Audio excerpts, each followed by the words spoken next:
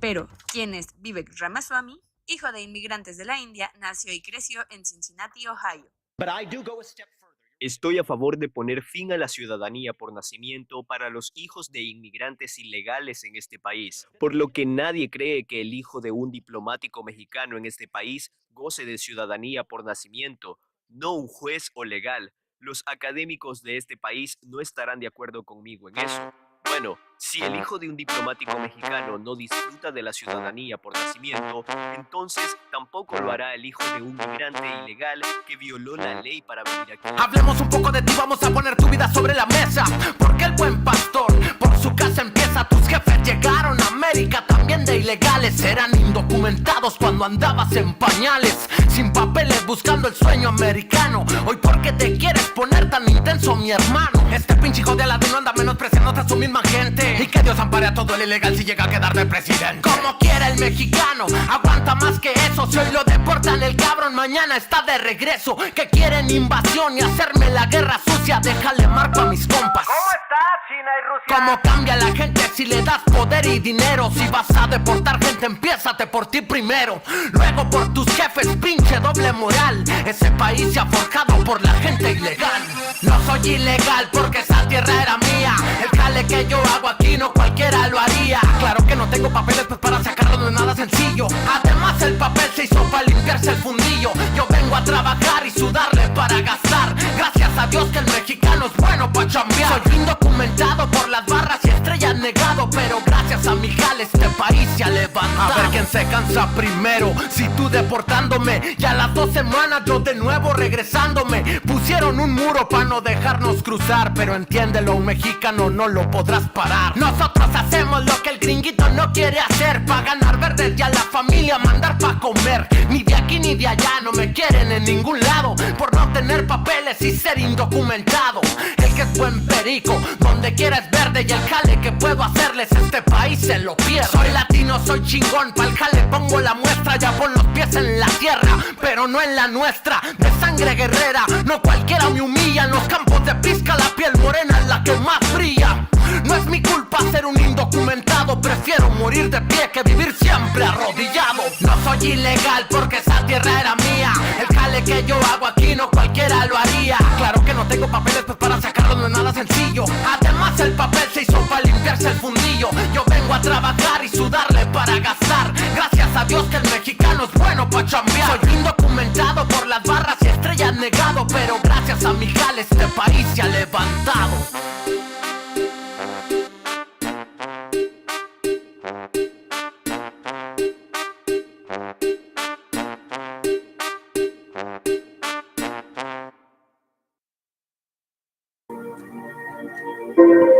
Copyright disclaimer.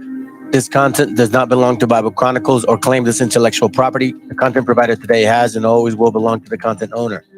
Bible Chronicles does not have any affiliation with the owner of this property. As mentioned, Bible Chronicles does not intend to make use of any material for the purpose of harvesting gain.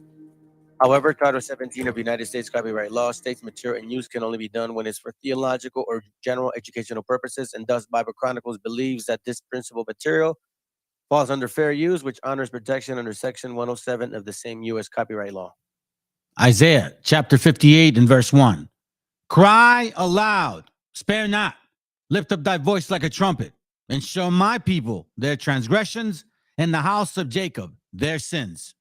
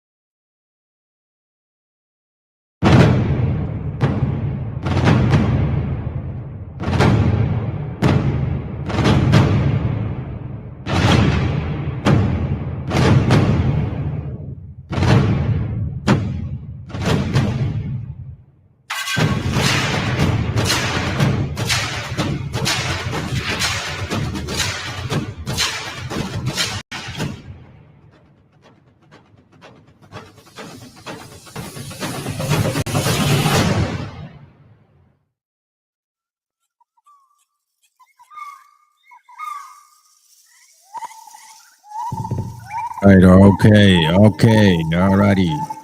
Cubile. Saludos a todos, shalom. Appreciate you, estudiante, for being here, bro. Lishiva, as always, sis. Shalom to you. Jeremias, number 7. Bendiciones, hermano, yourself as well.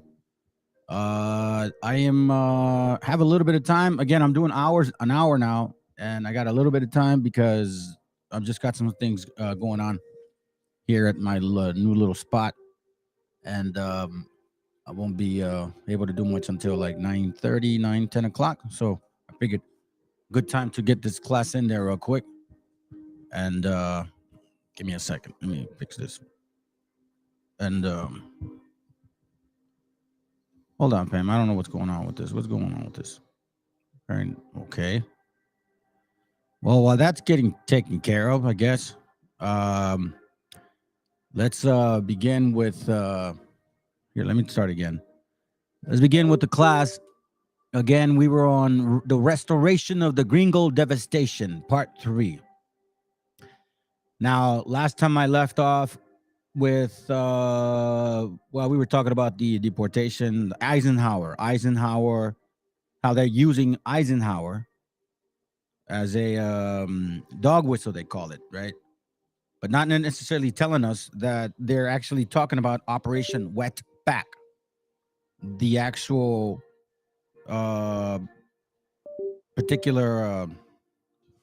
And by the way, I'm using these glasses because I said it in my other class.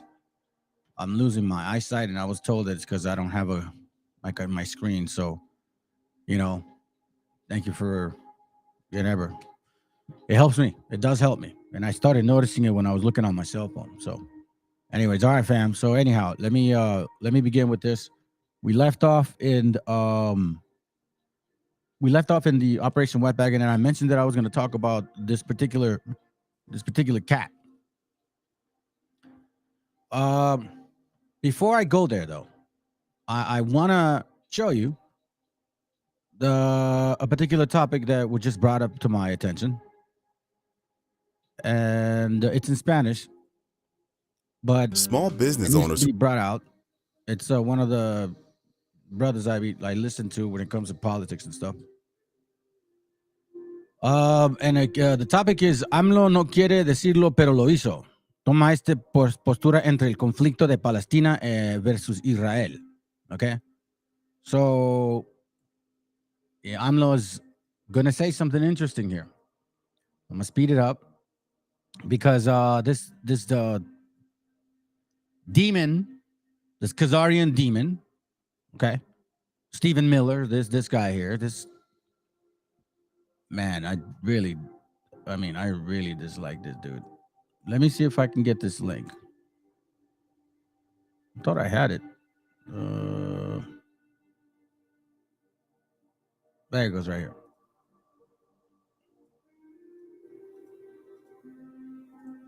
We're gonna talk about this guy today because right now, we, poor little me, these damn Khazarians. This demon right here was the number one dictator of.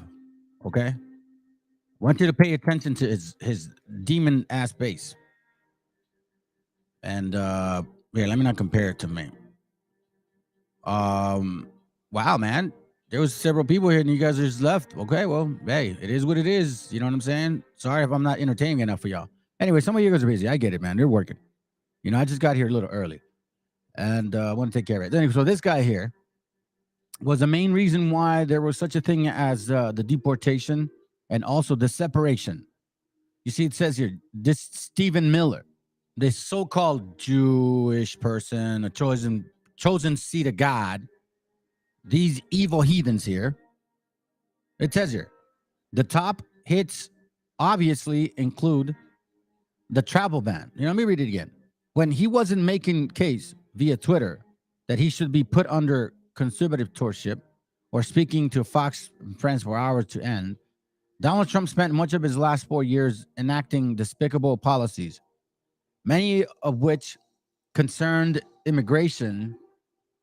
The top hits obviously include the travel ban, family separation, and spending billions of dollars of taxpayer money a ridiculous border wall, but also using ICE to terrorize undocumented immigrants, attempting to allow the deportation of 700,000 people who came to the U.S. as children, meaning people who have been here, our brothers and sisters have been here for quite some time. Cutting the refugee cap to the lowest level of history and generally demonizing anyone who wasn't born here and making their lives as miserable as possible. Behind these policies was the world's biggest bastard nominee. Okay? Bastard. This is a Khazarian fake Jew. Listen to what I'm saying to you. Okay? I know that you guys like to, oh, we're suffering now because there's a war against Palestine. No, you guys have been bombing Palestine for quite some time. You're arresting several of their people. I mean, you technically did what they did in South Africa and here in America. What do you call it? In South Africa, they called it apartheid. You basically did apartheid to these Palestinians. But now that they actually are biting back, now you're crying. Now you're gonna run to the oh my God, it hasn't been that bad since the Holocaust. Okay, well, here it says here that the person that was behind all of this hateful travel bans, family separation, okay, attempting to deport 700 people. We're talking about going into their homes, their jobs to terrorize them, okay?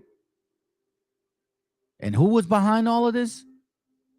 Behind us was the world's biggest bastard nominee. That's what they gave him.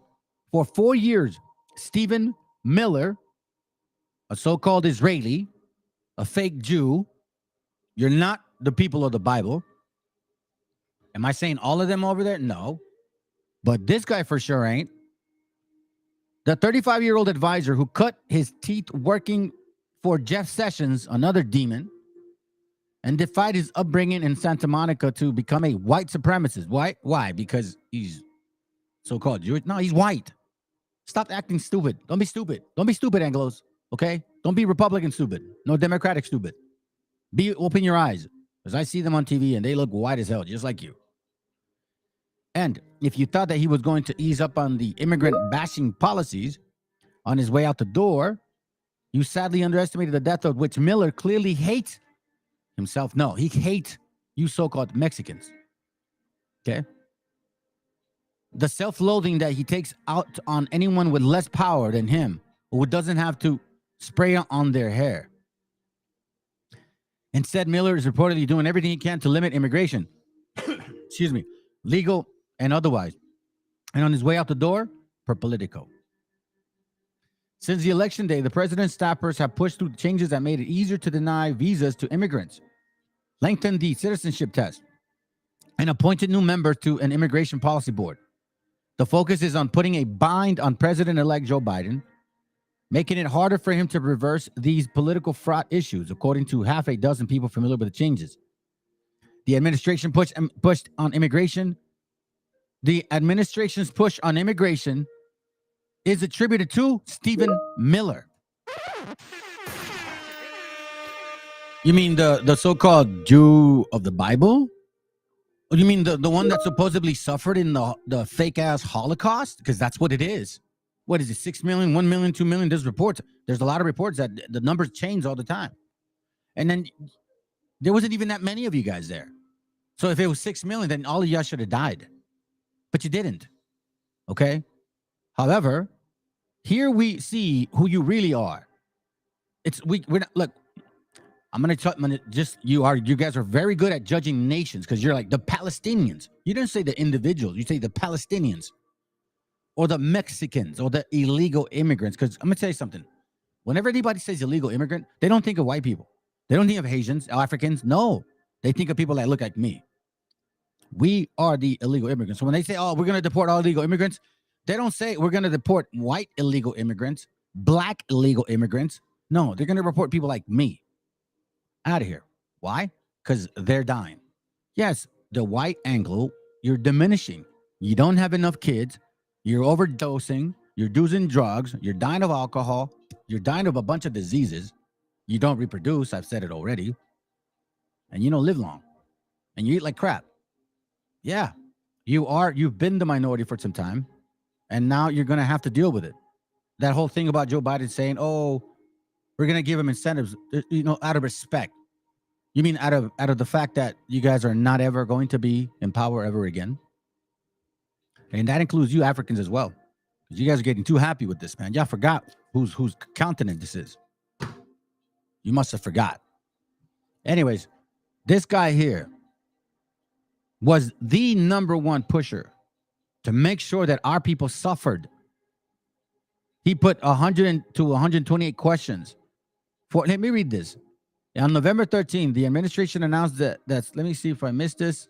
The senior aide who has largely guided the president's policy on issues for 4 years, according to people on both sides of the debate. On November 13th, the administration announced that they're starting next month. The citizenship test would include more questions about American history, which I'm sure that dumbass Miller doesn't even know.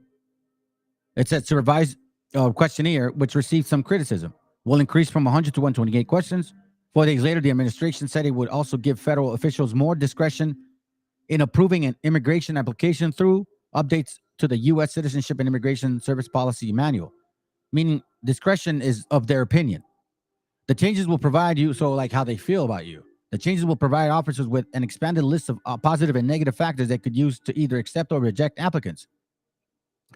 Administration officials said the new language would make the decision more consistent and fair, but immigrant advocates say new factors such as the length of family ties, history of employment, and community standing will lead to longer processing time and additional denials. The same day, the administration published a proposed rule that would limit work permits for immigrants, meaning Mexicans or Hispanics, awaiting deportation but not in custody. This guy right here. Don't forget his damn ugly face. Okay? So now, let's go. Fuertes declaraciones del presidente Andrés Manuel López Obrador contra el primer ministro de Israel por todo el conflicto que está sucediendo entre Palestina e Israel. No sé si se dieron cuenta todo este fin de semana de todo lo que pasó por aquellos rumbos, por este conflicto que comenzó. Y pues ahora sí que muchas muertes, desplazados y pues destrucción sobre todo. Vamos a ver a quién está apoyando México y pues toda esta situación, cómo va las circunstancias y pues todo lo que ha hecho, sobre todo Israel. Vamos a escuchar qué dice el presidente sobre su posición en este conflicto. Buenos días, presidente. Alonso Urrutia, del periódico La Jornada. Quisiera conocer su postura acerca del conflicto en Medio Oriente. Digo, ya ayer fijó alguna posición el gobierno mexicano, pero quisiera conocer su postura personal. Pues ya se definió nuestra postura. Nosotros estamos a favor de la paz. No consideramos que deba utilizarse la violencia. Es muy claro el mandato de nuestra Constitución en cuanto a política exterior: no intervención, autodeterminación de los pueblos, cooperación para el desarrollo, solución pacífica de las controversias. Esa es nuestra postura. No queremos la guerra, no queremos la confrontación, no queremos la violencia. Sostenemos que es lo más irracional que puede haber, que puede existir: la confrontación, el uso de la fuerza y la guerra, que produce mucho sufrimiento. No queremos víctimas por las guerras. Lamentamos mucho lo que está pasando por este enfrentamiento de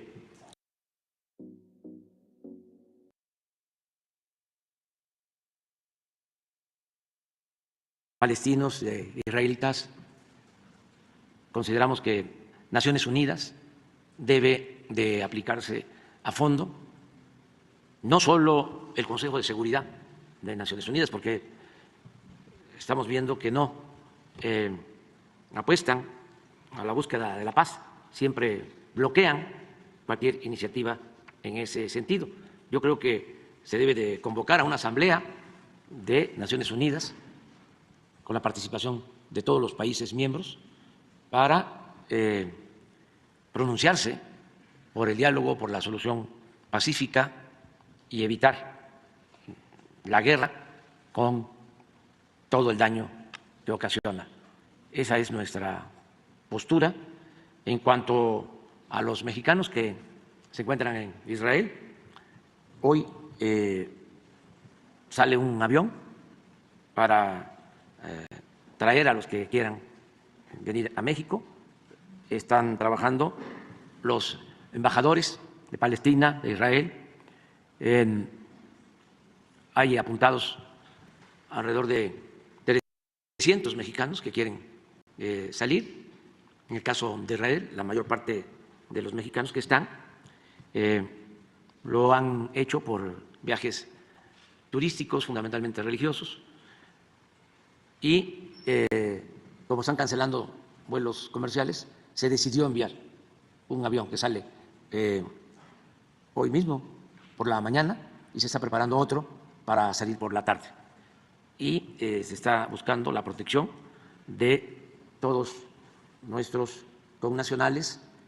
Hay reportes de 3 mexicanos desaparecidos.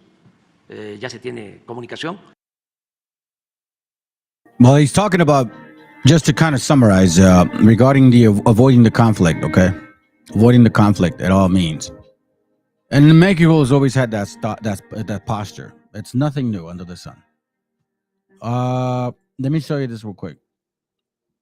This was from the book I brought out yesterday, The Open Veins of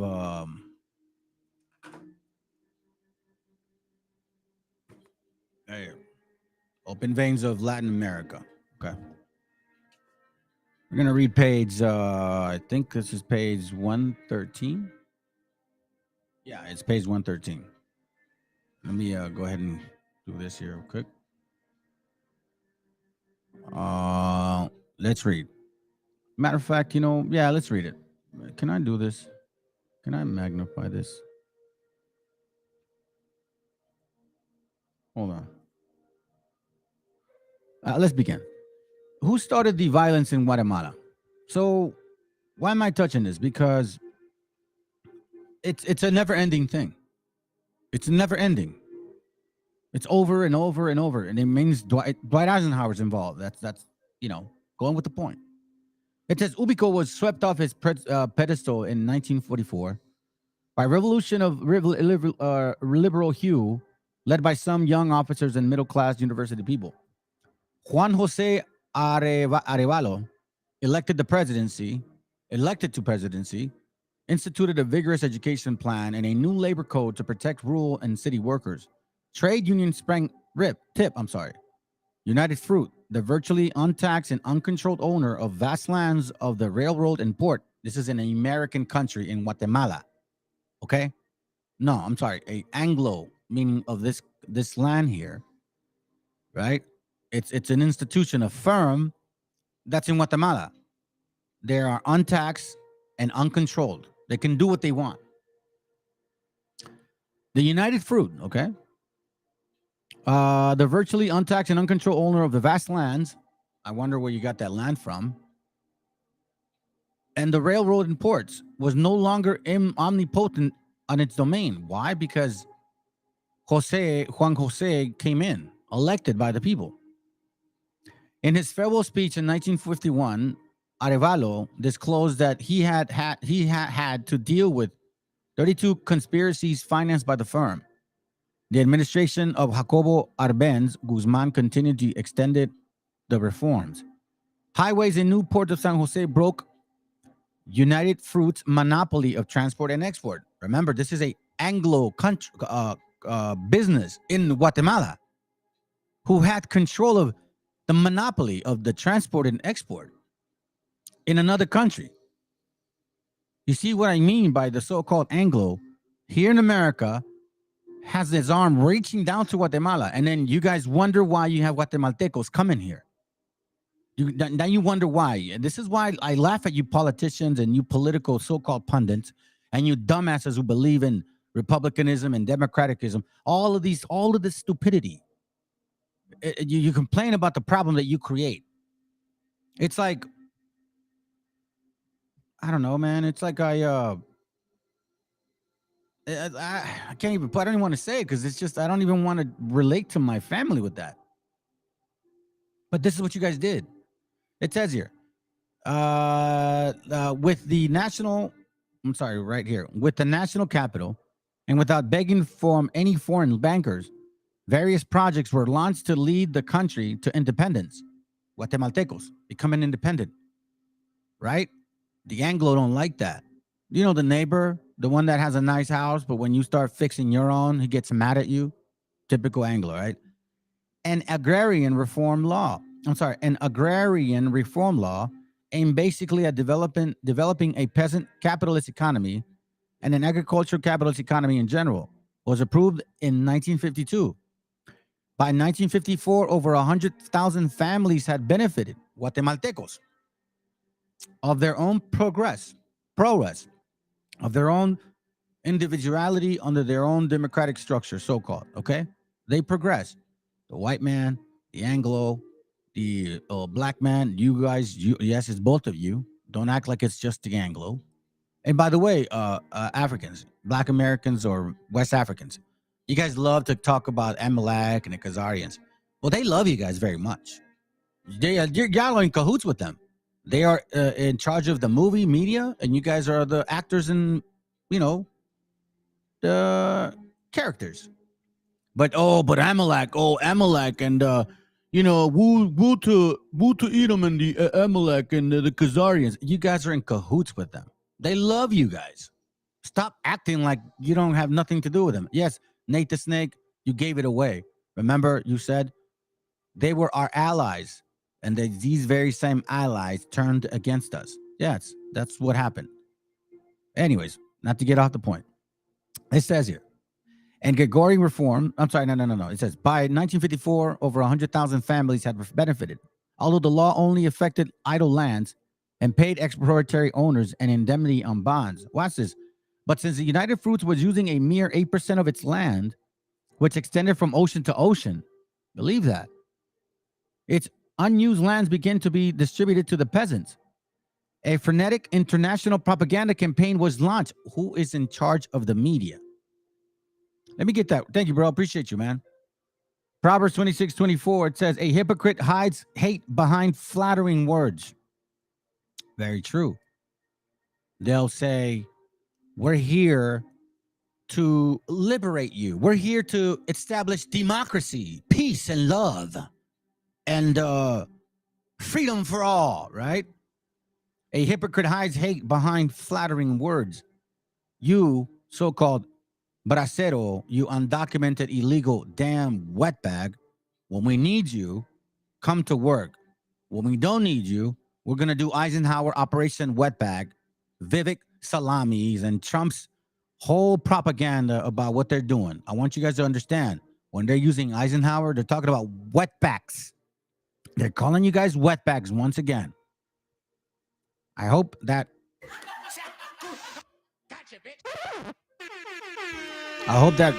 rings the bell. I hope that really marinates in your brain. It says here, the Iron Curtain is falling over Guatemala, roared the radio, newspapers, and bigwigs of the Organizations of America states. Who is in charge of media? You so-called fake Jews. You so-called Israelis. The ones that are getting bombarded right now by Palestinians, and they're kicking your ass. And that's why now you're not, oh, poor me. But you guys have been in cahoots with media and democratic power or political power to demise and completely obliterate our history or even the work or effort that we put into this land of ours. No, you passed laws, right, to deport us. And then you want help because you went to Palestine. And now you want to deport them. Isn't that weird? They come here, they want to deport us. They go to Palestine and they want to deport them. You guys are something else. And stop. And anyways, I don't want to get off topic. It says here, the Iron Curtain is falling over Guatemala. Roared the radio, newspapers, and bigwigs like Fox, like all of those Jews that own these medias. Okay, they've been owning media since the whole World War II, in 1920, the Roaring '20s. They were the media moguls. In Germany as well. It says here, Colonel Rodolfo Castillo Armas, a graduate of Fort Leavenworth military post, invaded his own country with troops trained and equipped with the purpose by the United States, and with the support from U.S. piloted F-47 bombers. We had to get rid of a communist government, which has taken over. Dwight Eisenhower said 9 years later.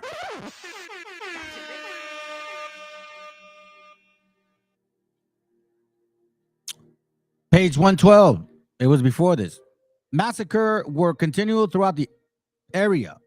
In Guatemala, in 1933, Jorge Ubico shot 100 trade union, students, and political leaders while restoring the law against Indian vagrancy. Each Indian had to carry a book listing his days of work. If these were deemed insufficient, he paid the debt in jail and by bending his back over the ground without pay for half a year. On the unhealthy Pacific Coast, men worked up to their knees in mud for 30 cents a day, and United Fruits explained that Ubico had forced it to cut his wages. Wow. And you see this right here? You know, like the Holocaust, each Indian had to carry a book listing his own day's work, and if they weren't deemed insufficient, he would pay the debt. It's just like that. You had to show who you were. On the bottom, Ubico granted coffee and banana concerns permissions to kill. Plantation proprietors will be exempt from criminal responsibility. Let me read that again. Proverbs 26:24. A hypocrite hides hate behind flattering words. We're here to liberate. We're here to uplift this country. We're here to implement democratic American white values, white and black values. Yes, it's both of you. You ain't getting away from this. I know you love to say you're not the same, but you are. You're all in cahoots. You're Beyoncés all over. You're just a bunch of Beyoncés. They may sound fine, but don't believe him because his heart is filled to the brim of hate. Now it says here, verse 26. He may disguise his hatred, but everyone will see the evil things he does. And we're seeing it. We are seeing it. Like all the Caribbean tyrants, Ubico thought he was Napoleon. Let's go back.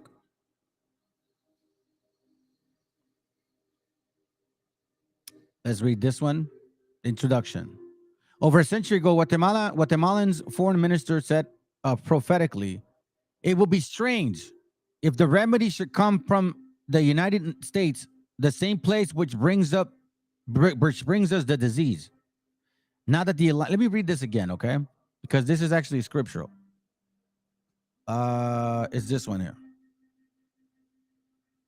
Let me read it real quick. Lamentations 4:17 says,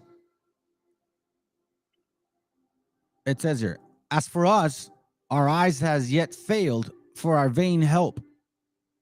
In our watching, we have watched for a nation that could not save us.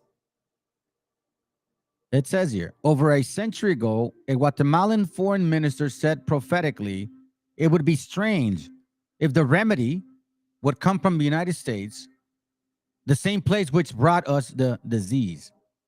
That's why it says that what it says in Lamentations. As for us, our eyes have yet failed for our vain help. In our watching, we have watched over a nation that could not save us. That's why he says that. It's strange to think that they're going to be the ones saving us when they're the ones that brought all the disease over to us. Now that the Alliance for Progress is dead and buried, the Imperium proposes more in panic than in generosity to solve Latin America's problems by eliminating Latin Americans. I'm just going to read the highlighted part. The system speaks of surrealist language. In lands that are empty, it proposes to avoid births.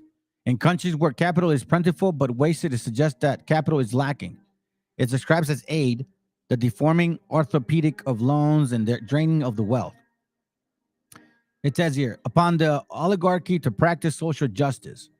The class struggle only exists we are told, because foreign agents stir it up. But social classes do exist, and the oppression of one by the other is known as Western way of life. That's capitalism.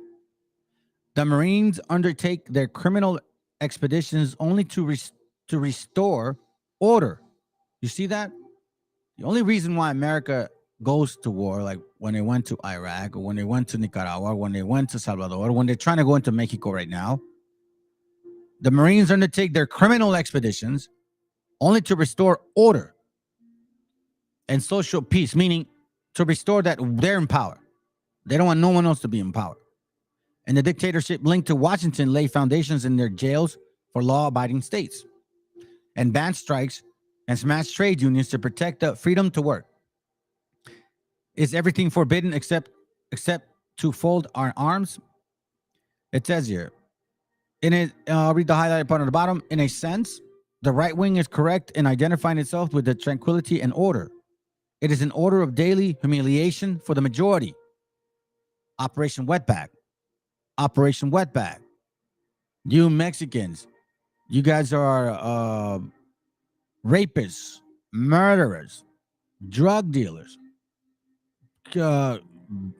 children traffickers, fentanyl producers, murderers, cartels. That's what they say. This is what it's actually saying. In a sense, the right wing is correct in identifying itself with tranquility and order. It is an order of daily humiliation for the majority, but an order non-ethless, I guess. It is a tranquility in which injustice continues to be unjust and hunger to be hungry. Man, that's beautiful, bro. Maybe read that real quick. Sirach 13:3. If a rich person wrongs someone, he can afford to add insult to the injury. But if a poor person is wrong, he is forced to apologize for himself. Man, that's so beautiful. If a rich person wrongs someone, he can afford to add insult to injury. Why? Because he can afford an attorney. You sue him, I'll just get an attorney. But if a poor person, and a lot of times because of respect, a rich guy, the poor guy's probably wrong. It says, but if a poor person is wrong, he is forced to apologize for himself. That's what they tell us. Now let's go to page 6. Let us act on the fact that less than $5 invested in population control is worth $100 invested in economic growth. Let me read that again. This is Eisenhower, the president that promoted Operation Wetback, the president that Donald Dwarf, Orange Man Trump, and Vivek Salami from stinky India town, okay? They are promoting this here. He says, and I quote, Dwight Eisenhower, let us act on the fact that less than $5 invested in population control is worth $100 invested in economic growth. Dwight D. Eisenhower, Operation Wetback, prophesied that if the world's inhabitants continued multiplying at the same rate, not only would the danger of revolution be increased, but there would also be a lowering of living standards for all people, including his own. Including his own. Various U.S. missions have sterilized thousands of women in Amazonia. Most Latin American countries have no real surplus of people. On the contrary, they have too few, blah, blah, blah, blah, blah. You got to take a picture of that. A couple more. The human murder by poverty in Latin America is secret. Every year, without making a sound, 3 Hiroshima bombs explode over communities that have become accustomed to suffering with clenched teeth. So now you guys understand? Well, you won't, because you'll make excuses, but that's why you see a lot of people migrating. And I laugh at you so-called Africans. You that want to call yourselves African Americans down here in politics.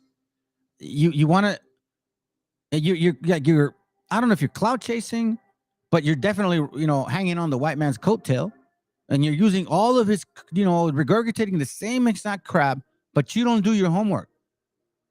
Little did you know that you Africans were in Florida, that was part of Spain. Prior to 1763, that was actually Spanish territory. Once they went to war, then Florida was sold. That's when some of you guys became Americans, so-called, or went to Cuba, and you stopped speaking Spanish. But prior to that, you guys used to run to avoid getting enslaved by white and black folks, because they were enslaving you guys too. Your own people. Yeah. They were enslaving our gente a lot. Partistic intervention was all about us, not you guys. Let's continue. It says here, the systematic violence is not apparent, but it's real, and it's constantly increasing. It's Holocaust, the real Holocaust, not that fake one that happened in Germany, not the stupid one that's going on in the Palestine that people are probably feeling sorry for them. No. Its Holocaust are not made known to the sensational press, but in food and agricultural organization statistics. Its Holocaust are not made known in the sensational press. Like we get black, slave movies every 2 years, Holocaust every 2 years, but we never hear about us going through any of that. Bottom part, the World Bank, he says, will give priority in its loans to countries that implement birth control plans. McNair notes with regret that the brain of the poor do 25% less thinking. Let me read this here. Ball says that it is still possible to act with impunity because the poor cannot set off a world war. But the Imperium is worried. Unable to multiply the dinner, it does what it can to suppress the diners. Fight poverty, kill a beggar. Some genius of a black humor crawled on a wall in La Paz. What do the heirs to Malthus propose to kill all the beggars to do before they are born? Robert McNair, the World Bank president, Robert McNair, which is I'll show you. Watch this. I'm gonna show you.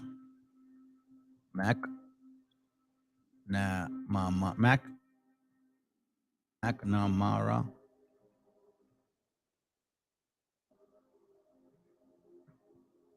Let me see.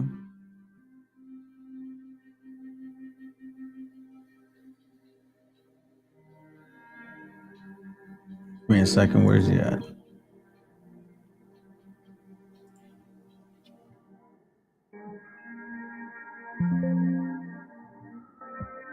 Can't find him. And the link somewhere. Anyways, he says the World Bank president, who was chairman of Ford and then secretary of defense, he called the population explosion the greatest obstacle to progress in Latin America. The World Bank, he says, will give priority in its loans to countries that implement birth control plans.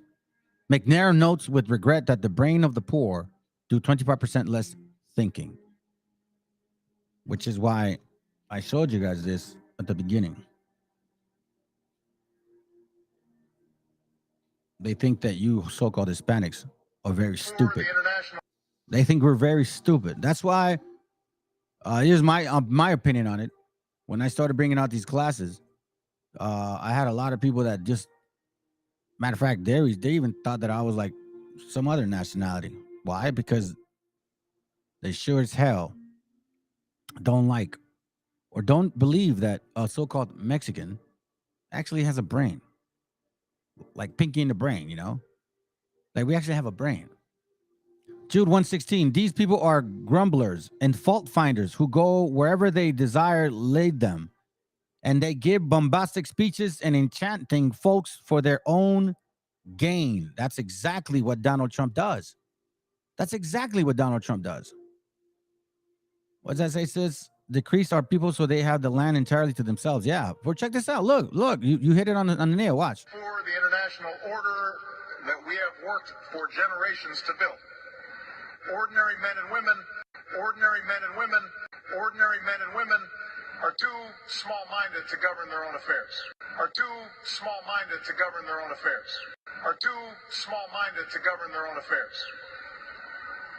That order and progress can only come when that order and progress can only come when that order and progress can only come when individuals surrender their rights to an all surrender their rights to an individuals surrender their rights to an all-powerful sovereign.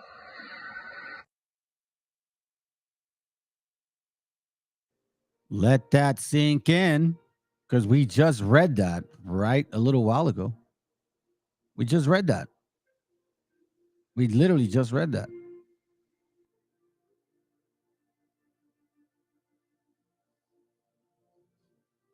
That is witchcraft. That is definitely witchcraft, sis. That's for sure. Where is it at? Where's the page at? Says here. McNair notes with regret that the brain of the poor do 25% less thinking.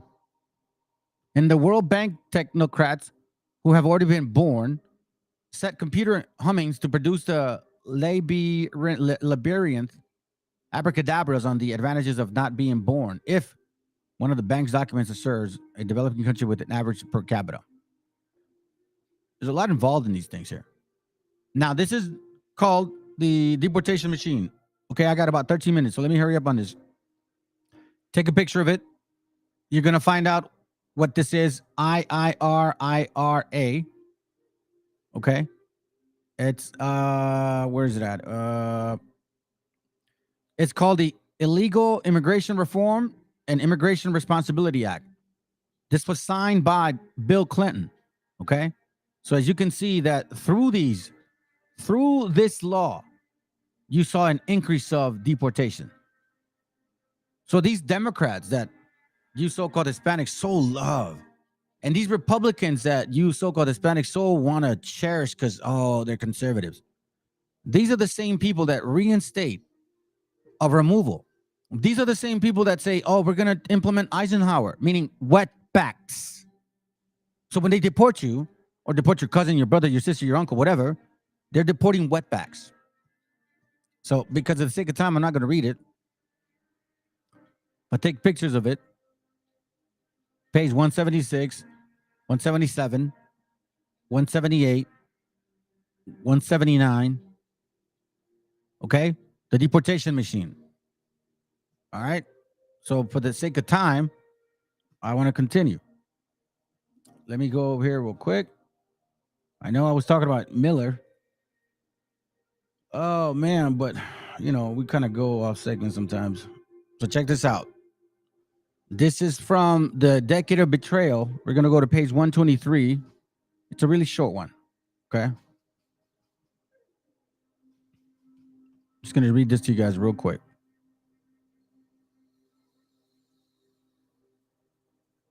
Watch this. It's here. In Southern California, okay, remember the book. It's called A Decade of Betrayal, Mexican Repatriation in the 1930s. In Southern California, ships were also used to transport indigents to Ensenada, Guaymas, Mazatlan, Acapulco, and other coastal ports. When the shipping service was first inaugurated, it was hailed as marvelous, if not ingenious, idea. Hopes and expectations soared in anticipation of being able to repatriate large numbers of indigent nationals at a minimal cost. When the Progreso, a naval gunboat, first docked in San Pedro Harbor to pick up passengers, meaning wetbacks, its arrival triggered a series of parties to celebrate the occasion. Relatives and neighbors hosted fiestas to fet and say adios to those who had been chosen to make the medium. What? Been chosen, yeah. However, farewell parties often resembled a wake. Half-hearted attempts at gaiety fell flat and were punctuated with sorrowful tears, abrazos, embraces, and hugs. The sorrowful scene was repeated at the dock as relatives and friends exchanged their farewells. The Mexican consulate in San Diego and Los Angeles often cooperated with each other in order to maximize the number of repatriates being shipped home. The minimum number on a cost-effective basis was 200 individuals. The shiploads of 500 and 600 were not uncommon. In one occasion, 800 were on board the gunboat Progreso when it weighed anchor and sailed from San Diego. It was calculated that the average cost per passenger was $8. This meager stipend purchased uncomfortable accommodations because it was not a passenger vessel. You guys were stuffed like sardines, like in 1492 when they started taking us everywhere. And no, black folks, that's not what happened to y'all. Stop lying. You guys were indentured servants through the head rights program. Get it right. There's no empathy here. Go ask for it somewhere else. All of that shit is a lie. The Willie Lynch letter is a lie. Come up with something else. It says here, moreover, the ship was full, making for pitiful conditions, according to Alicia Apodaca, who visited the vessel before it departed. Apodaca stated she will never forget the pitiful screams of a woman passenger as the ship left its berth. Let us off. I'm just gonna die. I have no money. No one knows me in that town in Mexico. Repatriate Sebastiana Briones Casas and Southern California colonial leader Lucas Lucio sadly recalled a heart-rending experience. Like so many other aspects of repatriation nightmare, the Progreso venture never lived up to its billing. After the vessel had made a few trips, SRE discontinued the services because it was not considered to be cost-effective. There was also an occasion when a fierce storm shipwrecked the repatriation ship in Ensenada in Baja California. However, the Mexican government continued to practice of employing gunboats, such as Nicolas Avila, for transporting unemployed Mexicans home from Cuba and Central Mexico, America. I'll just finish this one here. While the ships were used intermittently, trains were the most common means of transportation for repatriates being shipped home by welfare authorities. Welfare was involved. But we weren't even applying for welfare because we didn't benefit. We didn't get no benefits. Trains of every type and descriptions were used to expedite the process, meaning kick you guys out. Accommodations were usually limited to second-class passengers. Anyways, but sometimes even boxcars, cattle cars were pressed into services. On rare occasions, Pullmans and compartment cars were also utilized. Train trips from such places as Pittsburgh, Chicago, Detroit, Gary, Indiana, and other eastern cities often became tests of sheer endurance. The trip to the border might take over a week. As the trains chugged along at a snail pace, first-class passengers and freight trains took precedent, and nothing caused the repatriation trains to be shunted off onto a siding. Wow. Trains with hundreds, sometimes over thousands, repatriates aboard regularly left collection centers such as Detroit, Chicago, St. Louis, Denver, Phoenix, Oklahoma City, and Los Angeles. Fares on both sides of the border averaged about a penny a mile. In Chicago, the Inland Steel Company provided free fares to Laredo, Texas for 170 former employees. In Denver, the Santa Fe Railroad offered half fares to El Paso. Repatriates from Torrington, Wyoming, demanded a 50% reduction in fares. Pezzoni, Mississippi, offered Mexicans half fares to the border in order to induce them to leave. Kansas City, Missouri, also made half fares available. In Detroit, railroad fares were reduced to 60% to help indigent Mexicans avoid the onslaught. Now, indigent, I keep reading that, right? Indigent, meaning it means poor, needy. I'm calling you guys needy. In Detroit, railroad fares were reduced to 60% to help indigent Mexicans, needy wetbacks, avoid the onslaught of winter. Not getting in on the discount rate could prove costly. Oklahoma City was forced to pay $1,060.85 to provide passages for 89 repartites, and so on and so on and so forth. The book is called Decades of Betrayal, the Mexican Repatriation in 1930. I'm going to put it here for you guys to see it.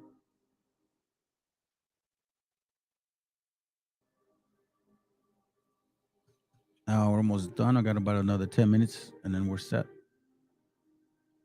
So I want to show you this real quick. This guy, where is it at? No, that's not the article.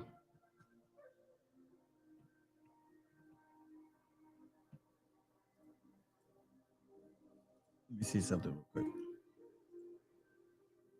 Miren. I thought I had the article.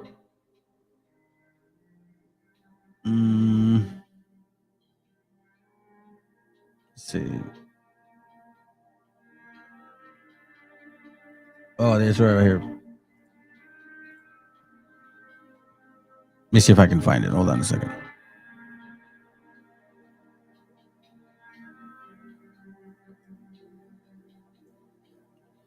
No, I read that yesterday. I guess I don't have the link, man. That sucks. Okay, well, let's hurry up. All right, watch this real quick.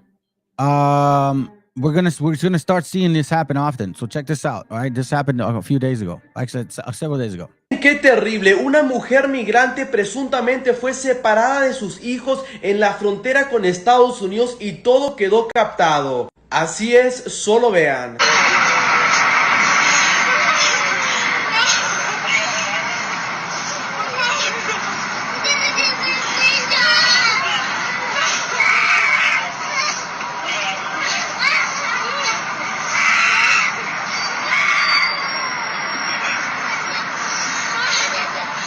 Pues la verdad, mi gente, que es algo muy difícil ver y yo solo quiero buscar la manera de ayudar a esta señora. El video fue captado por una persona que vio el incidente mientras iba cruzando el puente internacional y no se ha sabido más nada. Así que por favor, mi gente, ayúdenme a difundir este video para que podamos encontrar a la señora y de esa manera saber qué fue lo que verdaderamente pasó y cómo la podemos ayudar a ella y a sus hijos.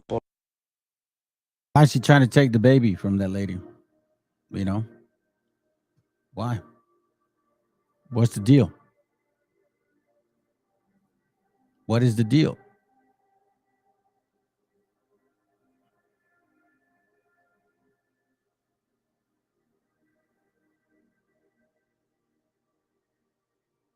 Let me see here real quick.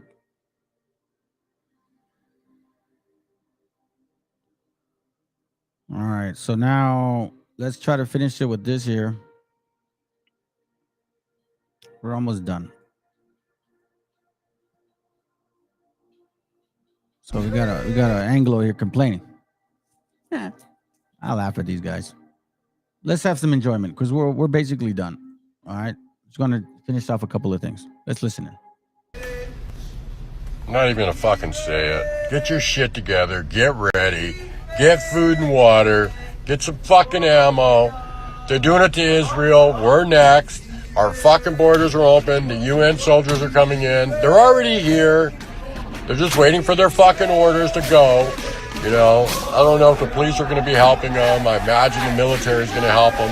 Because we all know during COVID, they got rid of all the good police officers and good military people because the people that wouldn't take the shot, they got rid of them. And all the fucking losers that did, well, obviously they're just going to go with the plan. So here's my point.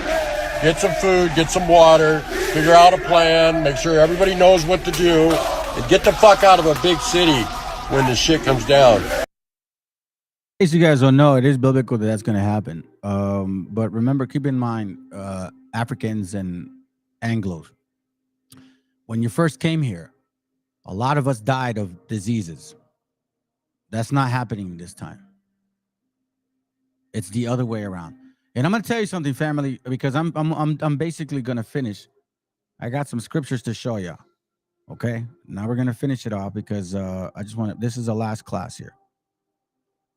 So let's go to Exodus right here, 11 and 5. Watch what it says. It says here, and all the firstborn in the land of Egypt shall die, from the firstborn of the Pharaoh that sitteth upon his throne, even unto the firstborn of the maidservant that is behind the mill, and all the firstborn of beast. Now, I'm going to tell you something. When the Most High went and punished them, the Egyptians had other slaves. They had African slaves, like African-looking ones, you know what I'm saying? And they had other slaves too, but he didn't do this because of them. He did it because of us. And he's going to do it again. Now, I'm going to say this with y'all, because I find it so beautiful. Isaiah 47. Let's go to this real quick. Isaiah 47. All right. Watch what it says here. Isaiah 47, verse 2. Take the millstones and grind mill. Uncover thy locks and make bare the leg. Uncover thy thigh. Pass over the river. Meaning, expose yourself, America, Babylon. Thy nakedness shall be uncovered. Yea, thy shame shall be seen. Christmas, Thanksgiving, New Year's, all of them are not of the scriptures. Thy nakedness shall be unclean. Yea, thy shame shall be seen. Meaning, now we know that it wasn't just white folks that were enslaving people. It was also black folks that were enslaving people. Thy nakedness shall be uncovered. Yea, thy shame shall be seen. Meaning that now with these dog whistles, Eisenhower, wetback operation, Repatriation Act, the Bracero program, the gas baths in 1917, all of this been happening to us. And even to this day, they every 4 years, they sing the same song. But now we know, thy nakedness shall be unclean. Yea, thy shame shall be seen. Now we know how these two nations interact with each other. Because the Khazarians are just like them. Ain't no different. Remember, the eagle has 3 heads, family. I'm going real fast on this. But if you guys my classes, you guys will know what I'm talking about. I will take vengeance, and I will not meet thee as a man. As for our Redeemer, the Lord of hosts is his name, the Holy One of Israel. Sit thou silent and get thee unto darkness, O daughter of Chaldeans. It's a kingdom. It repeats itself again. Remember, this is a kingdom with all of the kingdoms all wrapped in together. I think it's Exodus 16:25. It talks about that. For thou shalt no more be called the Lady of Kingdoms. Nah. I was wroth with my people. Yeah, he was upset with us. I have polluted my inheritance because he allowed us to be of your servants. I gave them into thy hand. Thou didst show them no mercy when you guys both came. Remember, the Africans held the pennant of everywhere the Spanish flag came.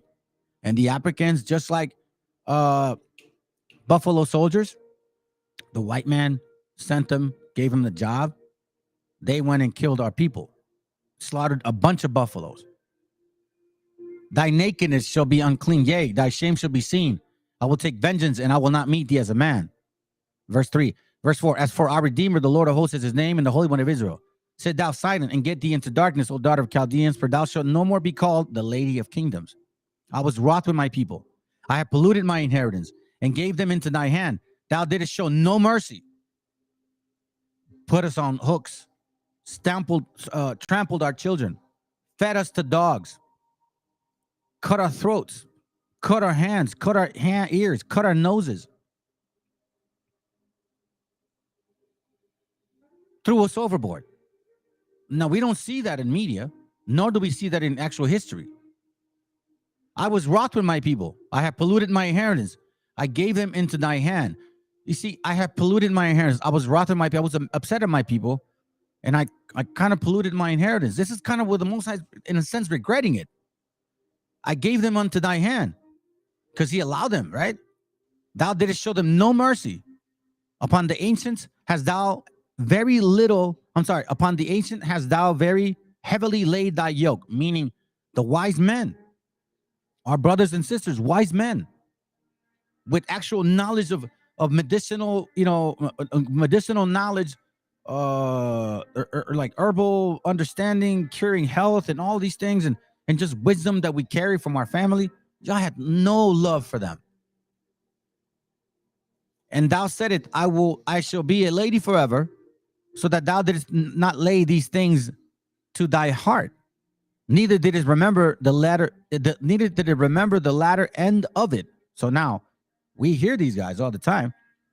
Oh, America is going down. I don't know what's going on. Let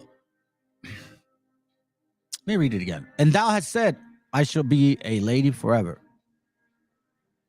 They said America's the greatest country, right? Make America great again. So that thou did not lay these things to thy heart. Because if you supposedly have the book, our book, and you read it, you don't see that you're them. Neither did remember the latter end of it. Therefore, hear now this, thou that art given to pleasures. So, like, for example, what is this society all built on? baseball, football, basketball, boxing, alcohol, promiscuousness, body count, drugs. Well, alcohol is drugs. Pedophilia, homosexuality, Sodom and Gomorrah, all of these things. Therefore, hear now this, thou that art given to pleasures, that dwelleth carelessly, like Wisdom of Solomon 2. You guys read it. Wisdom of Solomon 2 talks about that. To live carelessly. I'll share it right here. Wisdom of Solomon 2:8. Let us crown ourselves with rosebuds before they be withered. Let none of us go without our part of voluptuousness. Let us leave tokens of our joyfulness in every place. For this is our portion, and our lot is this. Verse 6, I'm sorry.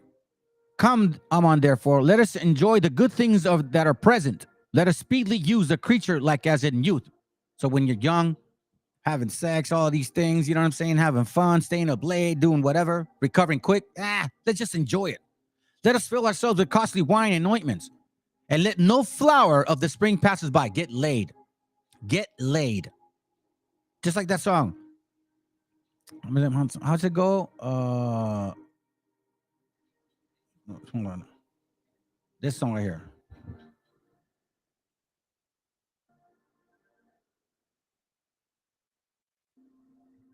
Give me a second. This one right here. Do you like having a PO? Check this out. You guys know what song this is?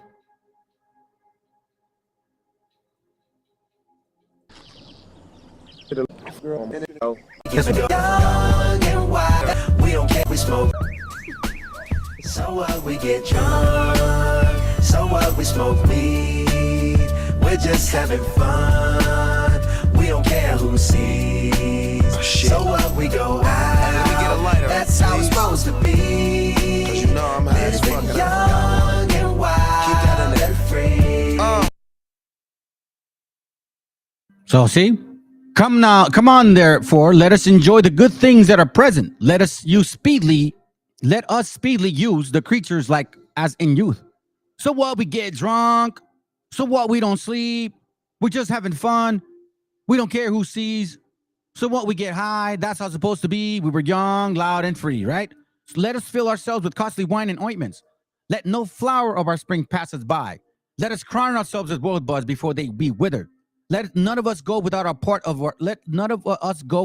part of our voluptuousness. Let's leave tokens of our joyfulness in every place. For this is our portion, and this is our lot. This is our lot. Verse 6, once more. Come on, therefore, let us enjoy the good things that are present. Let us speedily use the creature like as in youth. Like as in youth. Let me say it again. We're just get drunk. Follow through, baby. So what, we get drunk. So what, we smoke weed. We're just having fun. We don't care who sees. So what, we go out. We get a lighter. That's how it's supposed to be. Cause you know I'm high as fuck. Young and wild. Keep that in there free.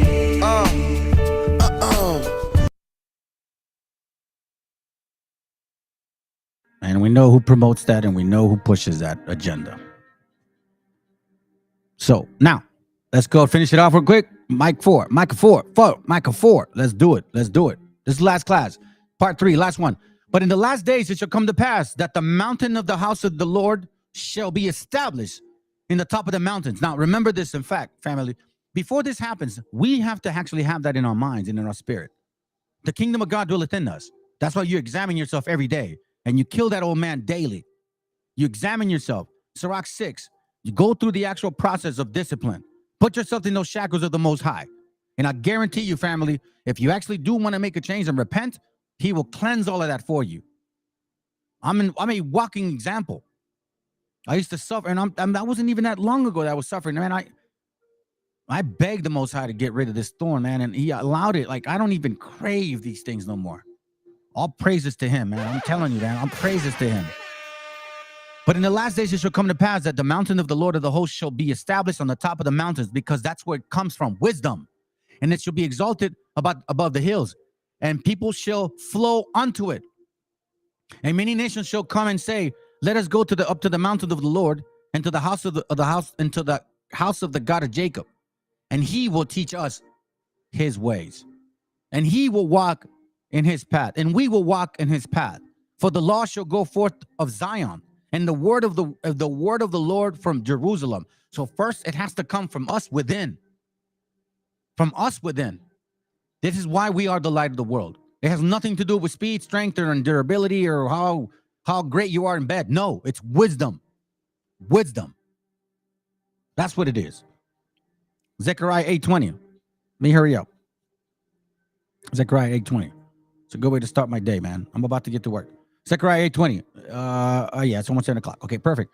Zechariah 8:20. Let's read it real quick. It says here, thus say the Lord of hosts, it shall yet come to pass that there shall come people and the inhabitants of many cities, and the inhabitants of one city shall go to another, saying, let us go speedily to pray before the Lord and to seek the Lord of hosts. I will also go. Yea, many people and strong nations shall come to seek the Lord and the host in Jerusalem, and to pray before the Lord. Thus say the Lord of hosts, in those days it shall come to pass that 10 men shall take hold of all languages of the nations, even shall take hold of the skirt of him that is a Jew, a real one, saying, we will go with you, for we have heard that God is with you. All praises to the Most High.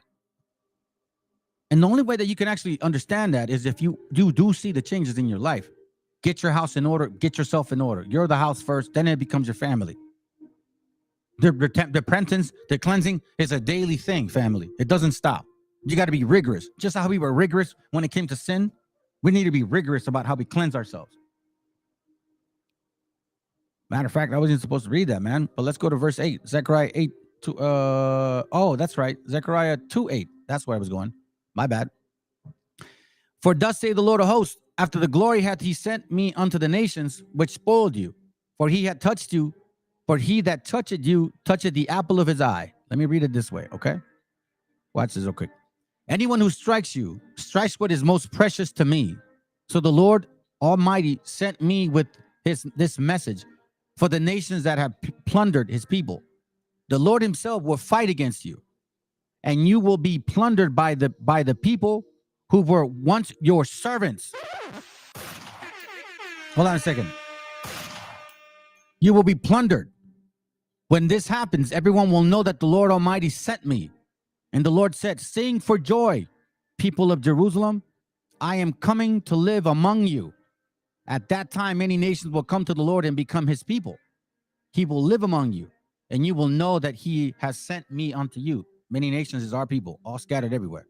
Once again, Judah, and it ain't you Africans, will be the special possession of the Lord in his sacred land. Ooh. And Jerusalem will be the city he loves most of all, because we are a people first. Be silent, everyone, in the presence of the Lord, for he is coming from his holy dwelling place. Remember La Llorona? Jerusalem, that's really what it is. You read that in Sirach, I believe 44, or 2nd Esdras. I cannot remember which one. But you read about the woman, Jerusalem, she's crying. She's crying for her children that died. That's what the Llorona was crying about. She was crying for the children that died. Don't fall for those things, family. Don't fall for those things. Now let's check this out real quick. We're all set. I talk about that. That seems a waste. All right, now let's see this real quick. As you can see, it's going on, right? Going on. Look at that. The bomb started. Boom. There. See on the bottom? See right here? Boom. That's the following day. This is where it all started right here. Look at that. The night before. All right. So now let's continue. Amos 9:11. Where are you at? Amos 9:11. Amos 9:11. That's crazy. It says, the Lord says, a day is coming when I will restore the kingdom of David, which is like a house falling into ruins. I will repair its walls and restore it. I will rebuild it and make it as it was long ago. And it starts with each one of us. It starts with each one of us to hold a hedge. We create the hedge. We create the hedge for our families. We're the ones that actually have to be the protectors first. Let me see this real quick. I appreciate that, bro. Good rising. Oh, God. Here we go, right here. Let's see. Hold on. I think I'll watch this later. Yeah, I'll watch it later. All right. So it says here, I will repair its walls and restore it. So remember, us men, the fathers, the men, we are the hedge of our people. We are the hedge of our home. It starts with us first. I will rebuild it and make it as long as I go. Okay, remember that. We are the hedge. It starts with us. The change starts with us. Don't be fooling yourselves, family. Start breaking yourself apart. Do that inventory. Put yourself in those shackles. Get under that discipline of the Most High. And I guarantee you, you're going to see something so beautiful. Like, man, I think it's this right here. I think it's this one. Let's see. Hold on a second.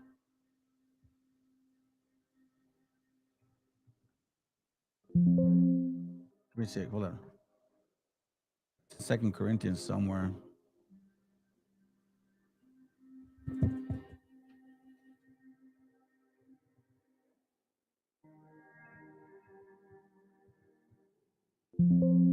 Let me see. Hold on.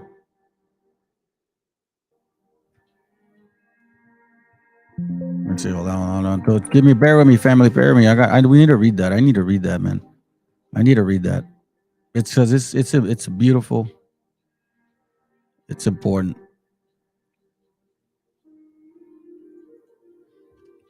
Let's see. Hold on. I don't know. Maybe you may know this one. Estudiante. Eyes have not seen or ears heard the things which God has, the things with God. God, man, I can't remember. Something in 2 Corinthians or 1 Corinthians. Let me see.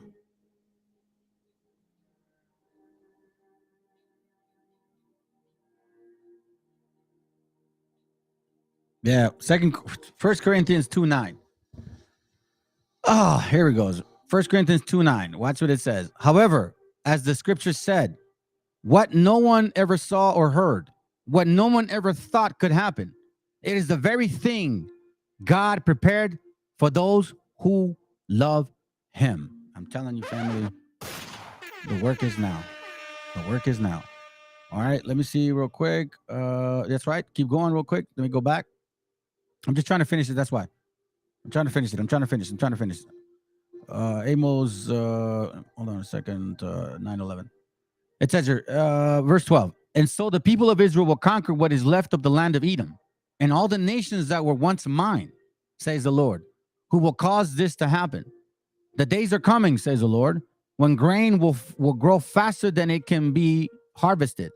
The grapes will grow faster than the wine can be made. The mountains will drip with sweet wine, and the hills will flow with it. I will bring my people back to their land. Keep in mind that bring us back into our state of mind first. They will rebuild their ruined cities and live there. They will plant vineyards and drink wine. They will plant gardens and eat what they grow. I will plant my people on the land I gave them. That's why the scriptures say, I see men as trees walking. That's why it takes time to get rid of that. Leviticus 19:23, read it. There's a parable in there. Read it. You are a tree. Read it. 19:23, Leviticus 19:23. You are a tree. Read it. Hopefully it makes sense. I will plant my people on the land I gave them, and I will not, and they will not be pulled up again. The Lord your God has spoken. So now, let me finish it with this. And then I'm gonna show you something. Whoop. So here's, another idiot, another wobble idiot. So let's enjoy this wobbleism. And I guess this guy wants to show his tats because he thinks he's hard now. Okay. So let's listen to another stupidity here. Listen, I don't even know what's wrong with y'all. But anyways, it's okay. It's none of my business. You guys are already gonna get destroyed, and you're getting destroyed because I'm gonna tell you something, family. remember these spirits, we have spirits that sin, right? So these spirits have to dwell somewhere. Remember when the Messiah went in there and he cast the demons out of this guy, and they're like, hey, don't put us anywhere, throw us in the pigs, right? So in this very same case, when we start exercising these demons out of us, they got to go somewhere, fam. They have to go to a place. So I know now that my demons that I was dealing with, they went somewhere else. So why do you think you see a lot of these other nations starting to destroy themselves from within? Because there's a lot of brothers and sisters that are actually repenting. To whatever extent it is, we all have a grace and to our own measure, but it's happening. So just like you repent and those evil, wicked spirits leave, they got to go somewhere. And they're going to go to who? To the attackers, to the oppressors, the people that made it so hard for us to just have a peace of mind. So let's go. Whoop! I guess you got me. You know what book I'm using, don't you? Yeah, America being the latest and most accurate description of the New World from 1671. And you're going to use this as a picture book. It's hilarious. Cormeo already tried. We debunked him. Right? You were red or a copper colored. Yeah, that's where you guys got that from. Some YouTube random. But let's play along. Let's jump into this. That's real good, because I'll show you the book. This is a book that you can only get in the Library of Congress. Calm down, calm down. You can get this on archive.org. Sign up, it's free. Great books. You'll love it. There's only one of them. And it clearly says, America, the most accurate depiction of the New World. Let's go in and see what this book's got in it. Ugh, really, man? This is in your book, bro. Strange Animals of Guatemala.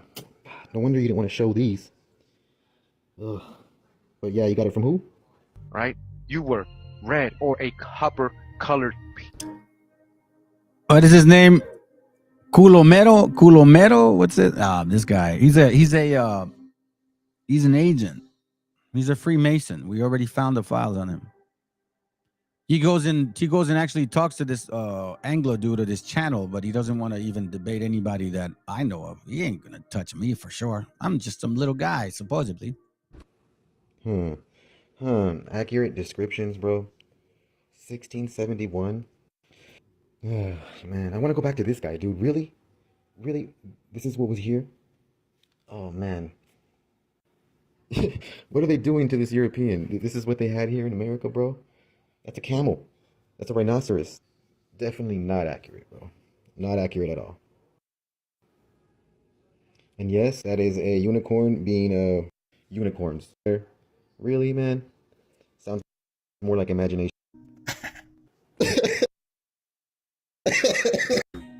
And another picture. But let's get to the information. But before I do that, another picture. Okay.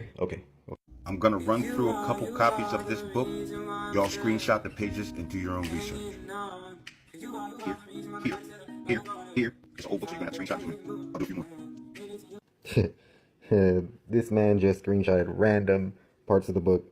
Didn't even want to read them, but I will. So let's get into it right here. Now, to shut up all, that means earthworm too, it is evident that the first planters of America were not Europeans, from the dissimilitude of the people, both in their complexion, languages, and persons, nor Africans. Nor Africans. This guy makes up his own history here. Here. That sad song. Let me take my shirt off. I want to show you guys my tattoos because I'm hard. You know what I mean? Kids. White boy. That's a white boy with nappy hair. That's what it is. He's a white boy with woolly hair. That's all.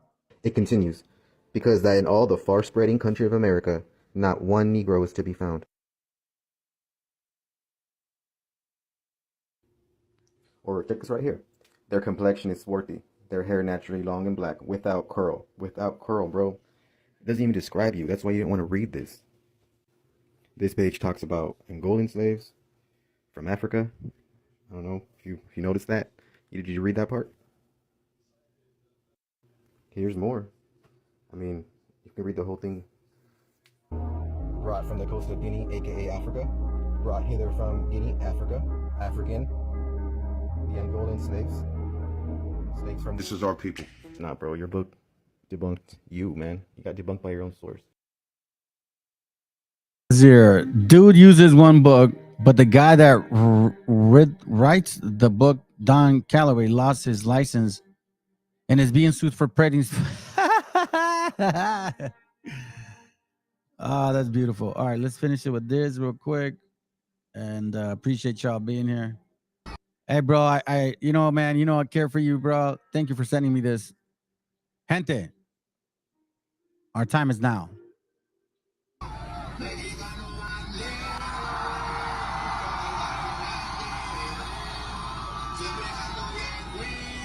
Shalom, fam. Hope you guys have a good day, all right? Let's get to work. Let's get that money. Let's pay our bills. Let's go. And repent, repent, repent.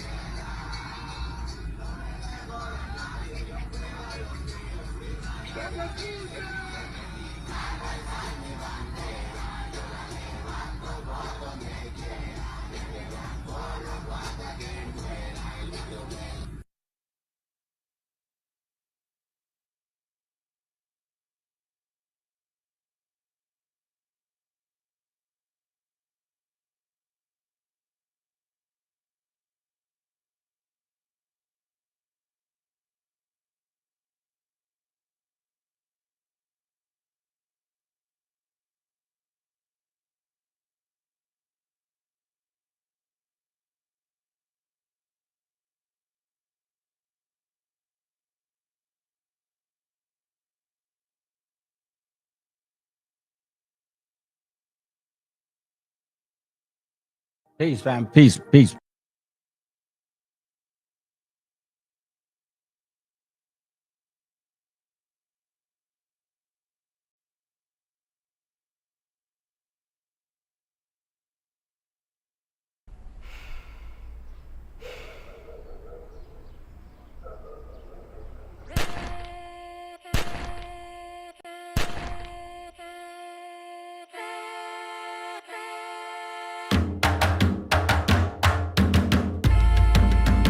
Estamos aquí, oye, que estamos aquí. Mírame, estamos aquí. Desde hace rato, cuando ustedes llegaron, ya estaban las huellas de nuestros zapatos. Se robaron hasta la comida de gato y todavía se están lamiendo el plato. Bien encabronados con estos ingratos. Hoy le doy duro a los tambores hasta que me acusen de maltrato. Si no entiendes el dato, pues te lo tiro en cumbia, bossa nova, tango o vallenato. A lo Calaboy y bambú, bien frontú, con sangre caliente como Timbuktu. Estamos dentro del menú. Tupac se llama Tupac por Tupac Amaru del Perú. América no es solo USA, papá. Esto es desde Tierra del Fuego hasta Canadá. Hay que ser bien bruto, bien hueco. Es como decir que África es solo Marruecos. Estos canallas se les olvidó que el calendario que usan se lo inventaron los mayas con la Valdivia precolombina. Desde hace tiempo, este continente camina, pero ni con toda la marina pueden sacar de la vitrina la peste campesina. Esto va para el capataz de la empresa. El machete no es solo para cortar caña, también es para cortar cabeza. Aquí estamos, siempre estamos, no nos fuimos, no nos vamos. Aquí estamos pa' que te recuerde. Si quieres mi machete te muerde. Aquí estamos, siempre estamos, no nos fuimos, no nos vamos. Aquí estamos pa' que te recuerde. Si quieres mi machete te muerde.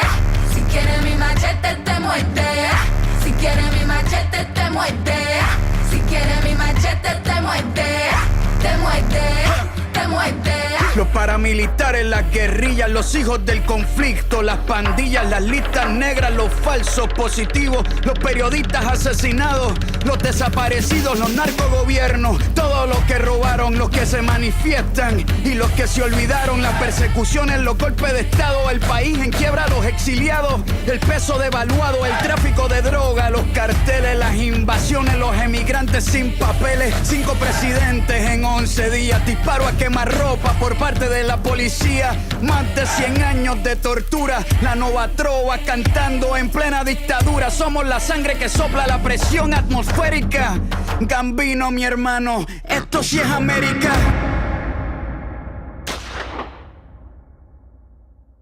Aquí estamos, siempre estamos, no nos fuimos, no nos vamos. Aquí estamos pa' que te recuerde.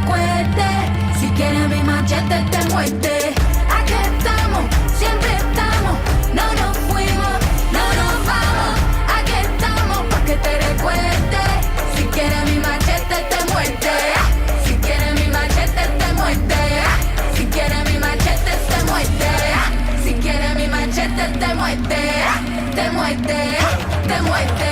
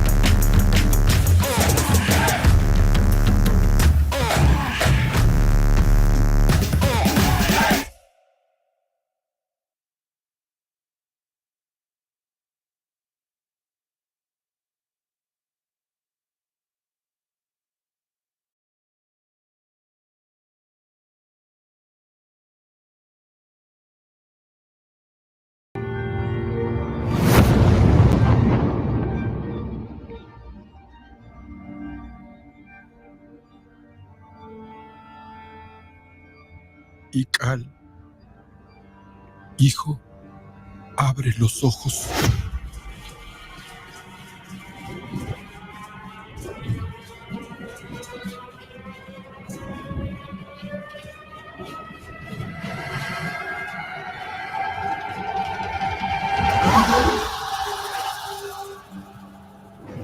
Tu cuerpo se queda con nosotros, pero tu espíritu debe seguir.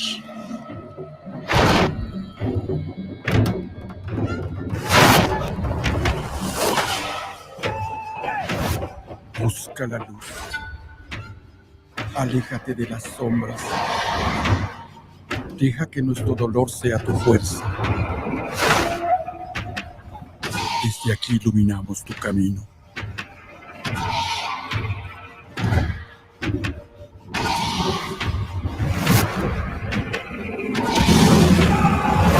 Lucha como nosotros ante esta pena tan grande.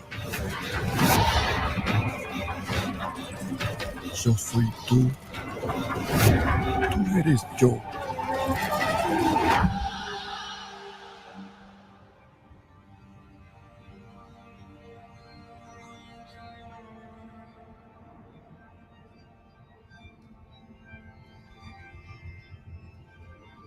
La muerte que hoy nos separa, mañana volverá a unirnos. Eres libre, hijo.